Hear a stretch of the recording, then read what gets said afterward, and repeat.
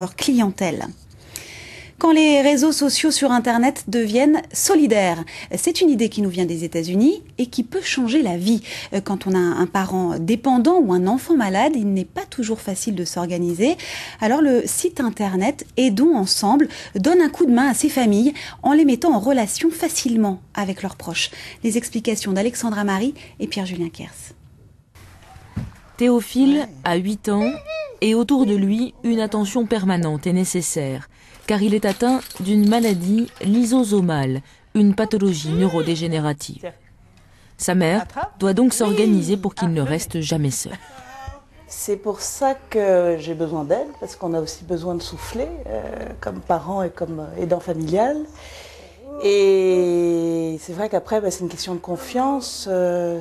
Si on veut se faire aider, c'est avec des gens qu'on connaît. Solliciter son entourage, un travail à part entière pour cette mère de famille. Arrivée de Toulon il y a 4 mois, elle a dû tout réorganiser autour d'elle. Et pour cela, ce site internet lui a été d'une grande utilité. Elle peut en un clic faire appel à tout son réseau d'aide. Théophile a besoin d'aller chez le kiné régulièrement.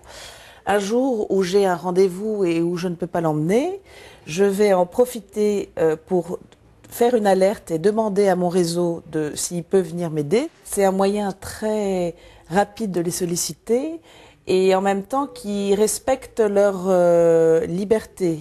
On ne fait jamais par obligation, alors que quand une amie vous appelle en disant « est-ce que tu peux garder mon fils demain matin ?» on dit oui, même si on a plein d'enfants chez soi, même si on est fatigué, voilà, et ce ne sera pas un plaisir, alors que là, quand on vient, c'est vraiment qu'on a envie.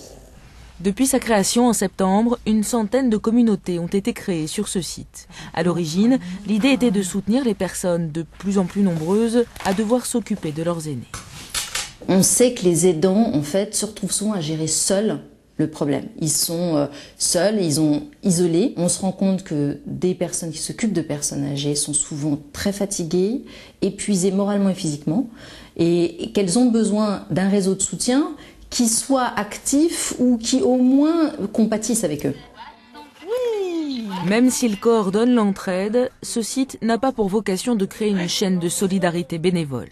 Seuls les proches des familles font partie du réseau social.